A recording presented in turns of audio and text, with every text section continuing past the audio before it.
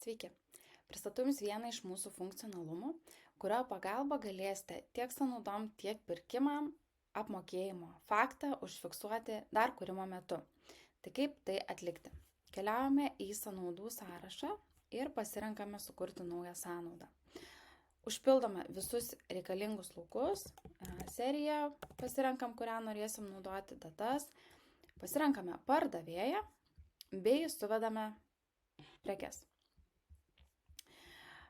Toliau pasirenkame arba nuolaidą, jeigu buvo kažkokia papildoma valiuta, tą viską užfiksuojame ir, kaip matote, yra funkcija pasirinkti, ar sąskaita apmokėta ar ne.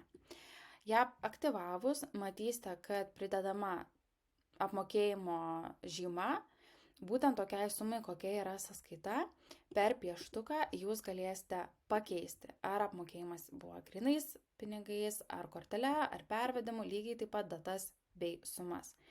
Įtraukiame mokėjimą, išsaugome, sukuriam sąnaudą ir dabar jau sukurta mūsų nauja sąnauda, jinai iš karto turi apmokėjimo statusą. Tai tikimės, kad šis funkcionalumas palengvins sąnaudų kūrimo procesą ir galėsite lengviau naudotis ir pačią sistemą. Tai gero naudojimo ir iki.